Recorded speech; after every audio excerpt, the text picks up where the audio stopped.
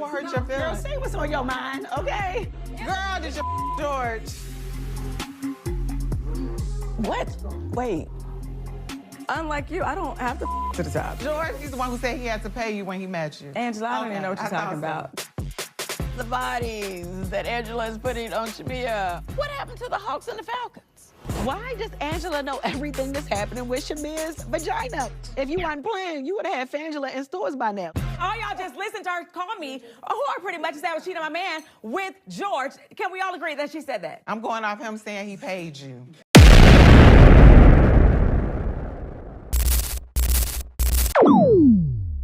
What's up, friends? Welcome to another episode of Talk That Talk, Reality with Realness. I'm your host, Chase.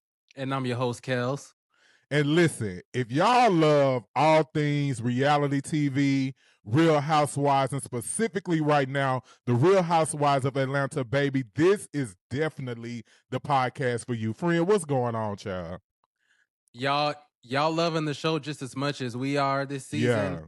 Go ahead and hit that like button. Go ahead and subscribe. And be sure to hype the video too. And there's also a lot of commentary going on down there in the comments. Mm-hmm. Go ahead and jump in there. Let us know how you feeling about this current season.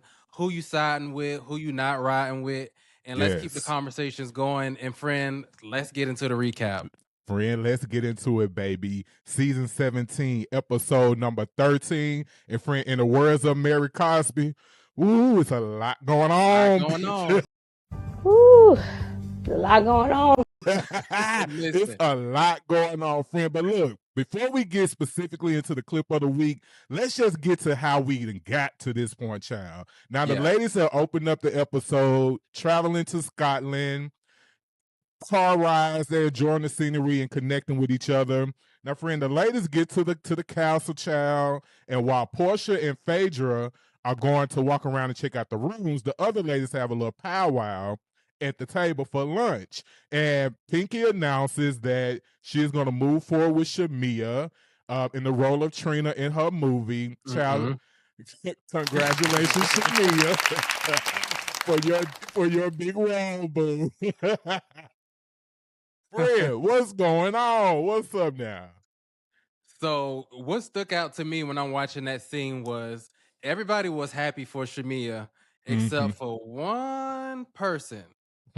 Angela. Okay. Basically.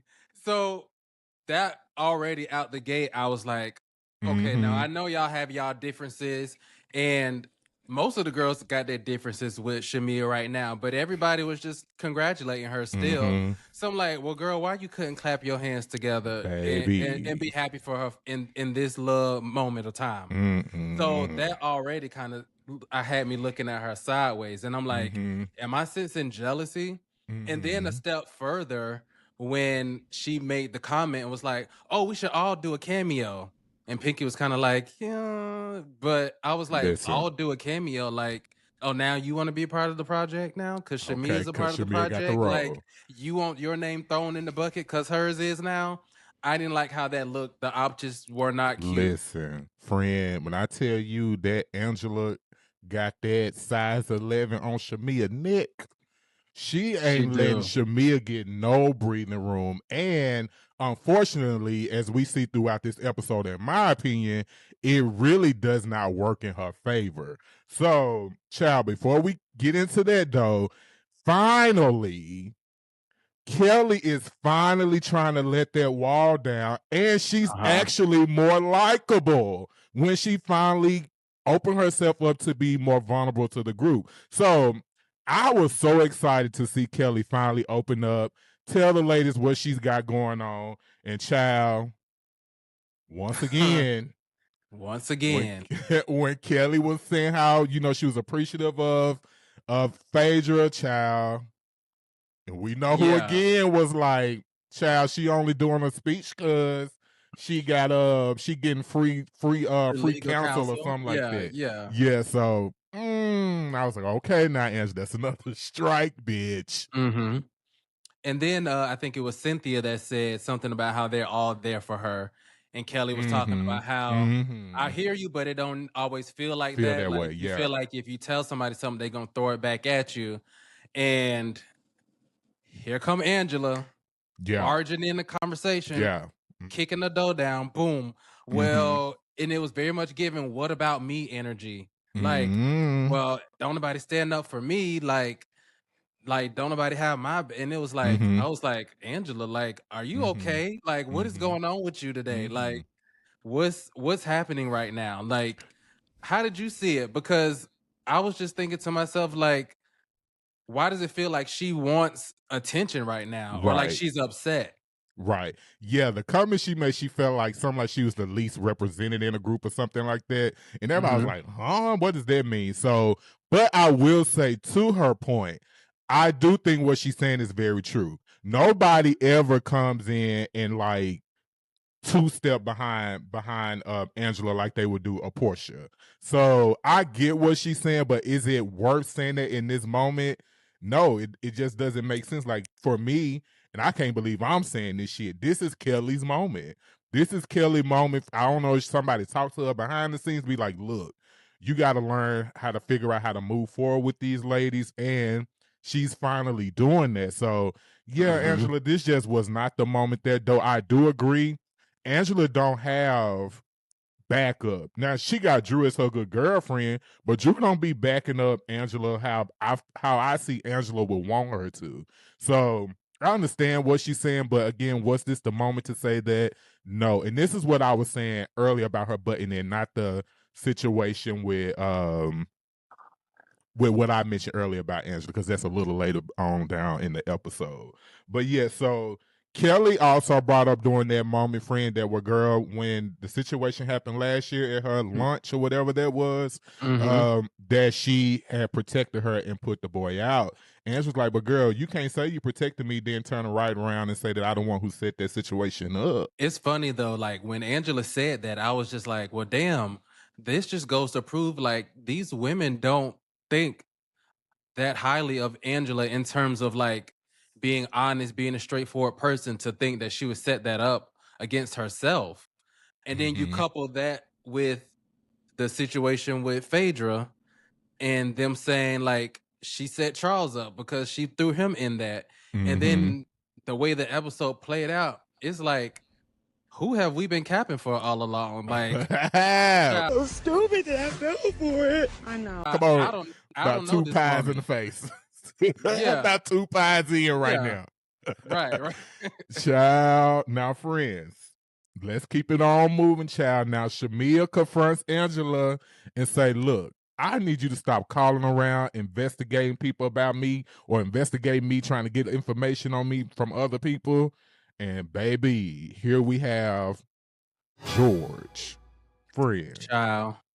You know what I think set Angela off? Because Shamia brought up what happened last season when they were in Nashville at the pool. And she said Angela came outside and was saying, F Charles, F Charles. Yeah. So something definitely happened, I guess, at that time. And the fact that Shamia brought that up, I think it had Angela boiling, because she tries to keep whatever issues they have kind of on the low. But she's trying to get in everybody else's business, but she ain't telling her own business. But her erratic behavior is just starting to make me feel like there's a lot of things happening in that house that has her unhappy, between her husband and the daughter, the kid, and she lashing out on these women, and it's not cool. Right. And I was just like, this is like the first time where I feel like, Angela, like your wig is slipping. Like, you know, like you're starting to lose the plot. Now, Fred, what do you think about the whole situation with the whole George of this, her bringing up, asking Shamea, did she fuck George? That was a mess, friend. So I'm gonna tell you how I felt about it. So first, when I first watched it, I was like, Angela, you losing your goddamn mind. When you get your damn mind, you call me. And like I said last week, I need Angela to pump the brakes a little bit. And so when I watched it again, what I believe has happened is Angela, to her point, she never said that they told her that. She insinuated that because George allegedly said some messy shit to her about Shamea, and she repeated it, and I'm sure George didn't expect her to repeat anything. So she never said that they said that they were fucking or effing, sorry. But I feel like her implying that wrapped up in money was just loosey-goosey. Like, why would you even put that out there? And so, friend, you know it's going around what Shamia has stated, that she has put a cease and desist out on Angela at this point. And quite frankly, the way Angela was moving in this episode, to me, I don't blame the damn girl for doing it. It might be warranted the way she's moving, for sure. Because at this point where her credibility is with me, it's an all-time low. So at this point, I don't even know if I believe that George even made the comment about she looked so good I had to pay her. Like, I don't even believe that. Like, what reason do I have to even believe that portion of the story? Because I felt like she was trying to present it in a way like, this is what was said about you. And then I felt like when she got called out, then it was like, well, I didn't hear that. That's just what I was saying. That's what I thought. But it's just starting to feel like you have a lot of thoughts that just don't make sense. Yeah. And you're okay with just throwing it out there and seeing. It's like she throws spaghetti at the wall and see what sticks. Yeah. She never, and I think that's my only issue with her, is that she just never lands it. Even last season, remember, I was like, I don't know now. I don't know if she really telling the truth about the situation with Phaedra. So for me, like, if you're going to say something like that, like, you got to land that motherfucker. You got to land that plane, baby. Otherwise, you like, again, like you just said, like, you just throwing anything until something sticks. And again, I feel like that situation she was doing really got away from her. I don't think she thought it was going to go that route, because, again, I think she was saying something to be messy and to imply, like, girl, he giving you money and what you do for that money. And, you know, but it's not coming across, because where they are right now in their relationship, honestly, is in a dark place. And I need them to kind of dial it back, because, like, I don't like when the shit starting to get a little too dark. And unfortunately, I feel like that's where it's starting to go with Angela and Shamia. But child, Angela, that was not a good look. It's not really dark for me. It's just starting to just get sloppy and late, and because it's repetitive. It's like you keep throwing the same claim on her. You just remixing it, you know, and throwing different sauce on it. But at the end of the day, you keep putting bodies on her, and it's like you're saying the same thing over and over in different ways, and you never come with a receipt. And it's like, never. Why are you so involved in Shamia's vagina? Like, right. Especially with no receipts of anything. Does Shamia have a rep about being a fun girl or something?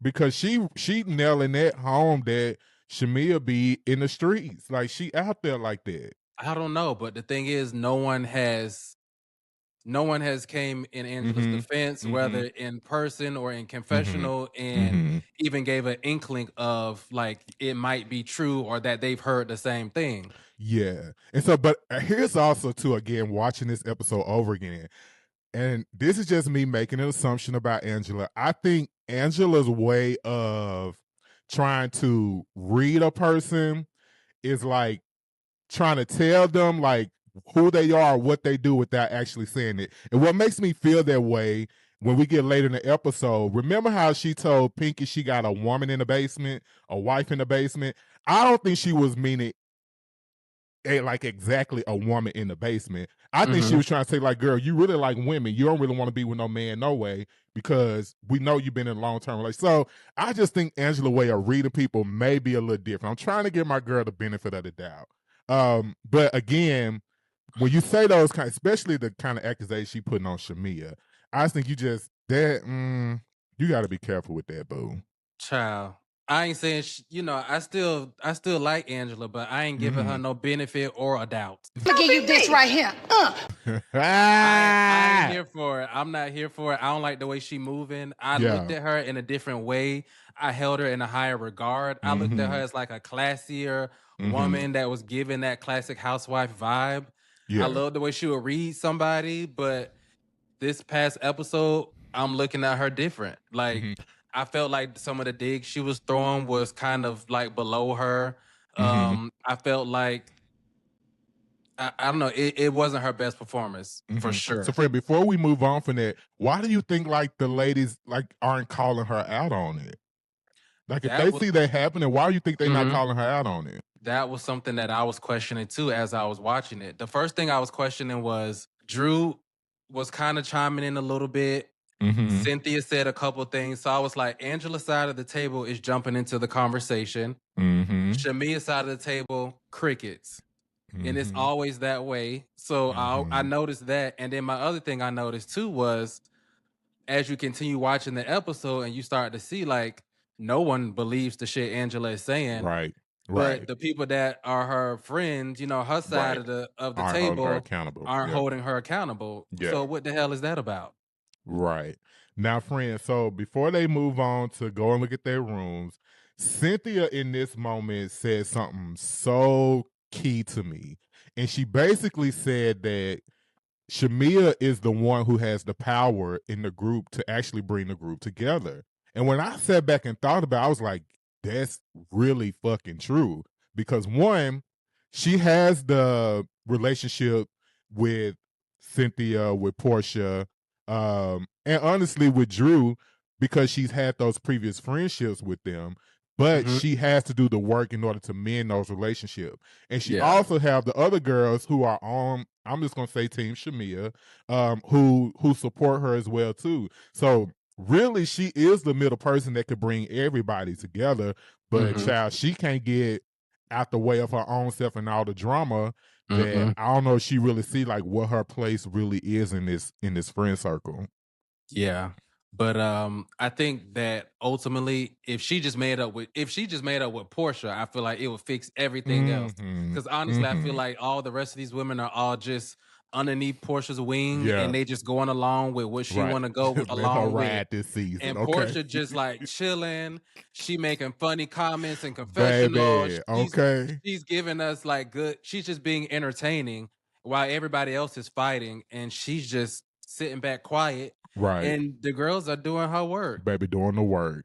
Now, child, so friend, let's go and get to child. The ladies go and look at their rooms. And during this time, Shamea get a text from the wife, George's wife, Ashley, saying, bitch, Angela lying. That ain't how that conversation went. And so then Angela getting all loud, rah, rah, rah in the hallway. And you know, once you start getting all rah, rah, rah, like, girl, you finna have pie in your face because you know you getting caught up. And that's exactly what I said. I said the fact that Angela's getting so riled up right now, mind you, they in their room having a conversation. She probably eavesdropping, and you're so upset because you know you lying. Right. And Shamea calling you out. Shamea actually did write this episode. Like she handled Angela when the conversation first came up and said, you know, and she started out polite, like, I'm gonna need you to stop investigating me, please, you know. And then she came for like, I was like, okay, Shamea, like, I'm gonna give you your things. You handle Angela this episode for sure. And then and you don't gotta look at Drew for validation. Like, listen, I'm not playing with you hoes today. Look, and when she told Angela, she said, I did a little investigate too. And can you please make sure your pants meet your shoes? And then production to show the picture. Oh my God. And look, again, I'm going to give, like I did the episode when she was talking about her feet. I know a lot of people didn't like that. But Shamea ate Angela up then, and in my opinion, Shamea ate Angela up in this episode. She did. I'm sorry. Love Angela down. But baby, Shamea said, I'm not playing with you hoes no more. Now, friend, get into this. Did you notice when Angela went to go and call the wife, and then the wife was on the phone, and how the wife was like, you called me asking me if I knew something about Shamea, and I was like, oh, bitch, you ended yourself. Like, bitch, you KO'd yourself by calling this lady, and she put it out there on your ass. And did you catch Porsha elbowing Phaedra when she said that? Baby, their reaction was everything to me. She couldn't even hold it. That let me know that y'all be talking about Angela offline about how she be running that mouth and lying. Because it was given like, you see? Yeah, so I was like, Yeah, that again, that whole situation just was not a good look for Angela. But I'm gonna give Angela this. Angela, again, I think what makes her so good for this show is she understand like how to navigate it, whether she fucking up or not. And she also tweets and stuff like, there's still more to see. The truth will be revealed, and she'll take her wins with her losses for now until the show come back on or whatever. But when Porsha said, all right, we got to dead it, Angela knew, all right, shit, let me, all right, we can dead it because, yeah, it's going to get out of hand. So you see how Porsha running the girls? Yeah. She's in charge of the girls. She's in charge of the girls. I am in charge of the girls. But Angela knew, like, all right, now, this is probably going a little bit too far. Let's move it on, child. And plus, she ain't have nothing else anyways, because you already been caught up. You called the lady, she blasted you. It's really nothing else to say, you know? So, friend, now the ladies head to dinner. In the car ride, child, ain't none of the ladies really buying the story that Angela's saying, and they making it known that they really don't believe the accusations that she's making about Shamea. And so while they're in the car, Angela brings up that she wants to talk to Shamea about her addressing her daughter. And at that moment, I was like, girl, this is the first thing you should have been talking about. Correct. We shouldn't even know about no George unless y'all trying to usher Miss Ashley into the show or something. Why do we even know about George and Ashley? What she should have brought up was, girl, what did you say to my daughter? Well, you know, the only reason why that came up was because Shamea blasted her ass about it. It was almost like Shamea threw it on the table and Angela couldn't deny it, so she just went overboard with it and then started saying, well, you probably sleeping with him because he said this. So Shamea called you out, you felt stupid, so you just started going too far with it. Just talking, that's true. Yeah, and she couldn't just own it, so she just got in the gutter. Yeah. Okay, so friend, then Shamea and Kay and Pinky and Kelli got to the dinner before everybody else, and Shamea and Kay finally had their talk about whatever situation was brewing up against them. Child, that Shamea wasted no time apologizing. She sure didn't. But you know what? Again, I'm going to give Shamea her things for this episode because the way she addressed the situation, it was very boss. It was very much like, I had this conversation with Kay. Like, it was very much given. I don't even know why you're involved in the first place, Pinky. Yeah. And then She Kay did. jumped Called in. it right out. Yeah, it was very grown. I appreciated that moment. And then Kay had to let her know, like, I was hurt. We talked about it. But they came to a cordial place by the end of the conversation. So I'm like, okay, all is well that ends well. Now, is it going to stay there? We don't know. We'll see as the season continue to play out. Because I don't believe it's going to stay in a cordial place, really. With her and Kay Michelle. With her and Kay, yeah. Child, okay, and child looks from a reunion. Don't look like it is. Speaking of, friend, make sure y'all tune in next week. For next week's episode, we're definitely going to talk about the reunion, the season chart, what we expecting to happen, and all the things. So y'all, make sure y'all tune in next week. Now, friend, moving on, Kelli again, trying to rally and be, again, real soft-spoken and nice with the ladies. And again, appreciating Phaedra publicly. And this is the moment where Angela butted in, was like, girl, she only doing this because she getting free counsel, blah, blah, blah. Now, friend, I don't know what's going on over in Scotland. The girls started really, baby, getting closer over their experiences with other women. So Kelli opens the floor and asks Porsha, does she see herself being with a woman, settling down with a woman? Friend, what you get from this little child? Seemed like a whole 20-minute session of who kissed a girl. What about your lesbian relationship, bitch? Who kissed a girl and liked it? Yeah. So Porsha says she gay. I think it was Kelli and Drew that said they had done stuff with their husbands to kind of please their husbands, which I found that to be a interesting moment because they started connecting on like what it did to them internally. And I was like, this is a real moment right here that they're having right now. I think Cynthia had only done something with Porsha, kissing Porsha. And then Pinky had a whole woman. Drew, Pinky. Forgot about Pinky. Pinky's definitely here for the lady pond. And Phaedra said, child, that ain't no secret. Like, I already knew that. Yeah, And but then Pinky said something weird. Before we move on for Pinky, though, Pinky said something weird, like basically like she would still date another one, as if like she not married, as if like, again, like we've been saying, like some just ain't clicking right with that relationship. So it's like it's open, like if she want to be with a woman, which I ain't knocking it, bitch, but like that's what it is. Like just say what it is. So yeah, it was just certain comments she was making, basically like I can do what I want to do. I like to have fun. If I want to have fun, I'm like, oh, okay, Pinky. Yeah, she Okay.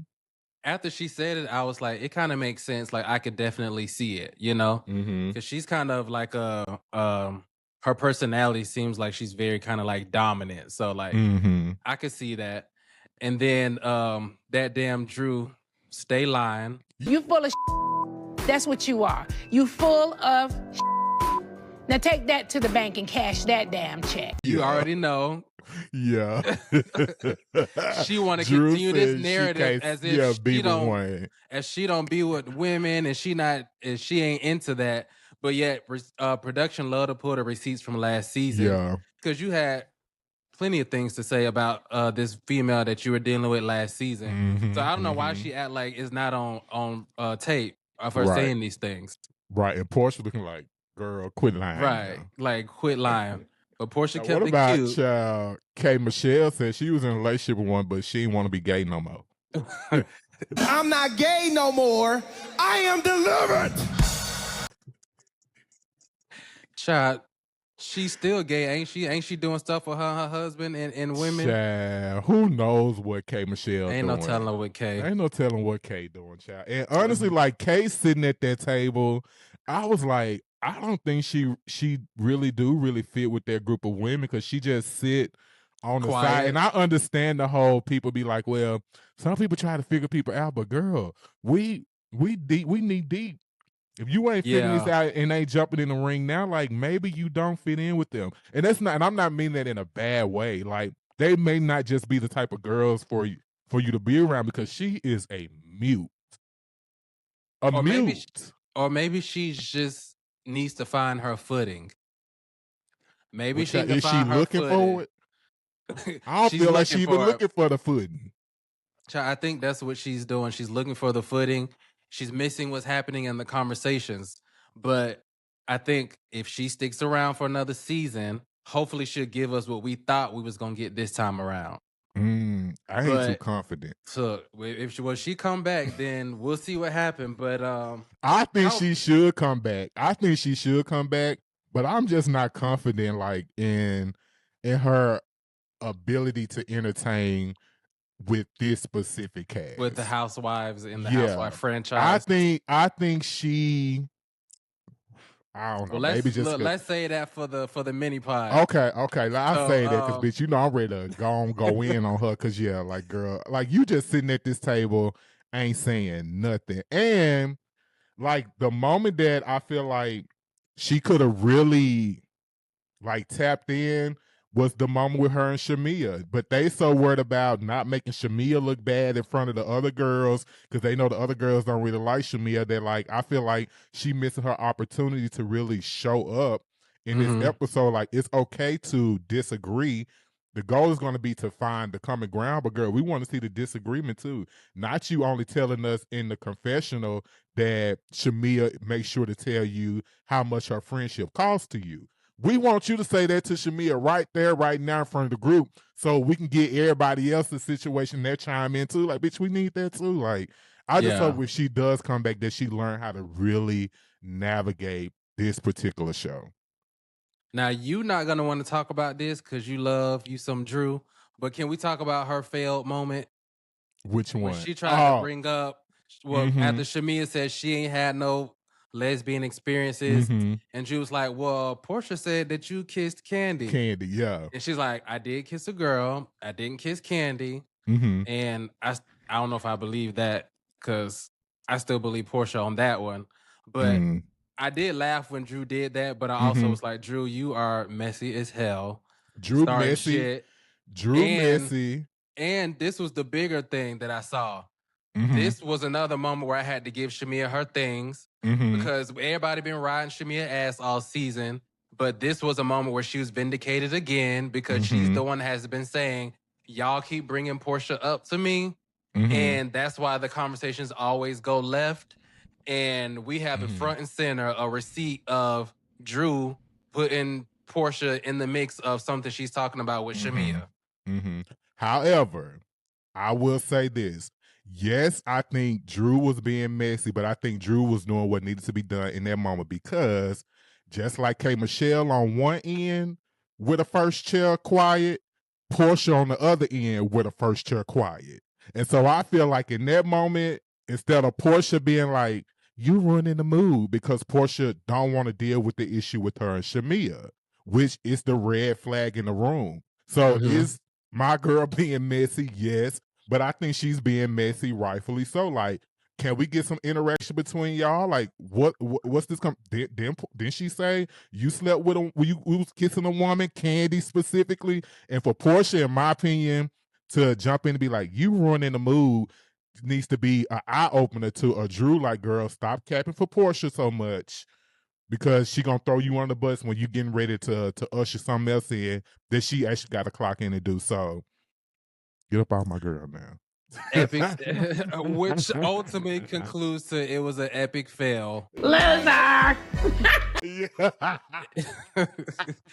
It was an epic fail. Okay, bitch. Nobody I tried to bring her that one. Okay, yeah, they did. They didn't take it, and rightfully so. And again, what like Drew, she pointed out at some point in the episode that she feels like everything Shamea says is a miss. Basically, like it's mispointed at the wrong person when it really should be at Porsha. Like it's something that she want to get from Porsha that Porsha isn't giving her. And bitch, yeah, they didn't bite the bait, child. Drew definitely loves to poke the bear. Yeah. Oh yeah. She liked to poke the bear. Mm-hmm.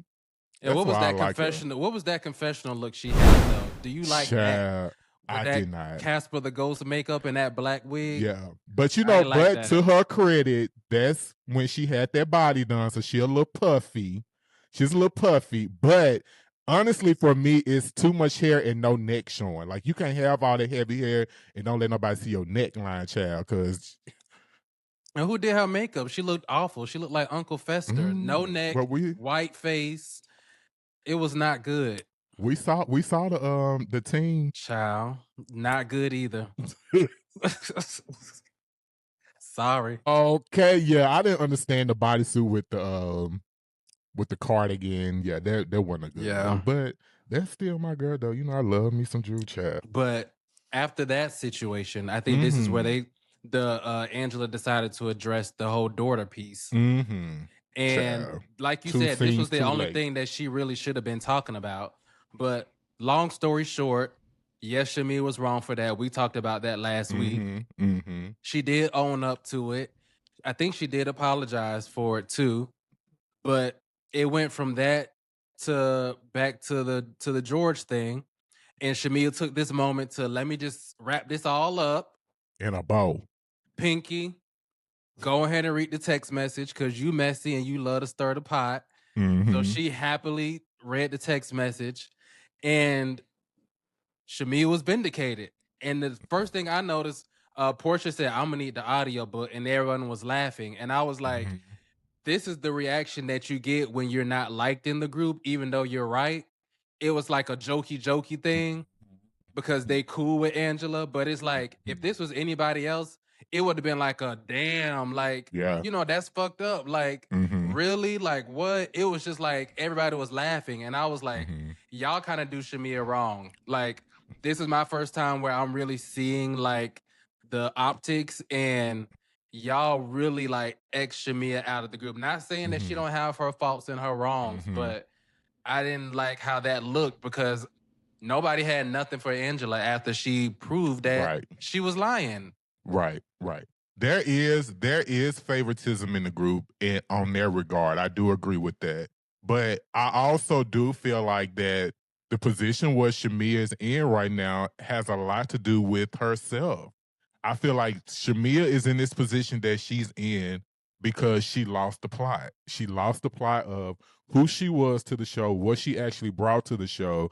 And I think not only she's not the only one guilty of this, but I think she's playing too much into the commentary of the audience, the podcast, us reviewing shit every week. I think she playing more into that than to actually putting her attention into building relationships with the castmates. So yes, I think they are obviously ganging up on her, but I think also too she has a lot to do with the position that she's in right now. And also, as we mentioned earlier, like where are her girlfriends to be like, now y'all know if this was anybody else or something like that happened, it would be World War III. Like, why they ain't speaking up other than honestly in that moment they were validating Angela, saying like, oh, you just saying that because of the money. Oh, you meaning you said the sex, not them, instead of saying like, Angela, girl, that's fucked up. Like, why are you even doing that? So it's crazy. Like, yeah, Angela got the favoritism on her team, and bitch look like she got it on the other team too, because ain't nobody standing up for Shamea. But again, Shamea where she is right now, because I think Shamea really thought she was gonna build an alliance coming in from last season, and it's just trickling down. Like, bitch, you shouldn't have to be the alliance. You're supposed to be the main girl at this point. Yeah, I at the end of the day, everybody may have their issues with Shamea, and it's Shamea may, have her faults, like I said, but everybody's got Shamea's name in their mouth at the end of the day. And Shamea is the talk of the. I mean, if Shamea wasn't here, we wouldn't be talking about too much. Every week. So that we gotta give her that at the end of the day. She on our headline picture every week. Every week. 1 week she got a little pixie cut. The next week long. A mohawk and all, baby. Right. Shamea is the talk of the town. And again, why I cannot wait to discuss this reunion seating chart next week, because it's a mess. Yes. Now, friend. friend. Okay, bitch, we gotta wrap this goddamn show up, because bitch, we are in it today. Go ahead, friend. Okay. I was just about to say, did you have anything else on that? No, I ain't got none of this, but I do want to touch before we go on the final scene shot, because I really felt like we did need a moment to kind of calm the storm down. And the ladies had a nightcap. Some of the ladies had a nightcap in which they really gave, again, I can't believe I'm finally saying this, they gave Kelli the space to be vulnerable and to humanize her and not just mad all the time, Kelli. Like, they really gave her the space to be vulnerable, and I really did love that scene. Friend, what you get from that scene? I love that scene too. Friend, you starting to get a little soft on Kelli. I see it. But I love that scene though. Like, I did. Like, I literally was like, okay, Kelli, you really going through some things, and I feel for you. I'm still gonna make my little jokey joke here and there. But I love that her and Porsha made up. Porsha took such a big sister role in that moment and was like, everything out the window, like, I'm here for you. Yeah. Bitch, Porsha was preaching. Yeah. We got the old school Porsha that used to preach. And then we had Sister Phaedra come in with her Bible verses. Okay. And baby, the girls was having a moment. Yeah. I was here for it. I was too. Cynthia had to jump in with her. Okay. Her little tea too. Yeah. And I was like, this is a good moment that the show needed. Yeah. And overall, it made the episode so well-rounded and entertaining. And it literally was like a roller coaster of emotions. Like, you got mad, you got sad. Like, I was smiling watching Kelli and Porsha like having that conversation with each other. Yeah, for sure. But by the time it was all over, all I was thinking was, but where was Kelli's friends in this moment? How you end up in a room with this side of the other table? Crew. Yeah. That is true. But I also will point out too, friend, that when Drew basically told them like she's looking at them because she don't know like where her situation is headed to. And I was like, y'all got so much more in common than y'all want to even believe y'allself. Like, all y'all going either than been through the shit or going through it now. Like, this is definitely the moment where y'all should be supportive to one another like that. So I love the kumbaya moment, child. Now, like we said earlier, how long this kumbaya gonna last? I don't know, because I do believe they wrapped Kelli right on up at the reunion. I do feel that in my spirit, but at least for the sake of the moment, it was definitely beautiful to watch, child. Yeah. I agree with that 100%. I almost had forgot about Drew, but Drew was definitely very emotional in this scene, which let me see she knew what was coming. She real worried about that of her housing situation. And Porsha She said, knew "You what got was to let coming. yourself release yourself from that house." She said, "You got to ask God to release you from a property." Come on, Porsha, Pastor P. Okay. Well, y'all, that's the episode. Listen, this episode was explosive to me and was a great episode. Child, it was so much going on here, friend, I could barely keep up. Okay. Yeah, barely I had a hard time up. writing my notes, but it was a good episode. It was a good episode. We are going to be giving y'all another recap next week. We are going to be talking about the seating chart for the reunion. And then, of course, once the girls are back on air, we'll be back here Tuesday with another recap. But until then, we will see y'all next week. Peace. We'll holla.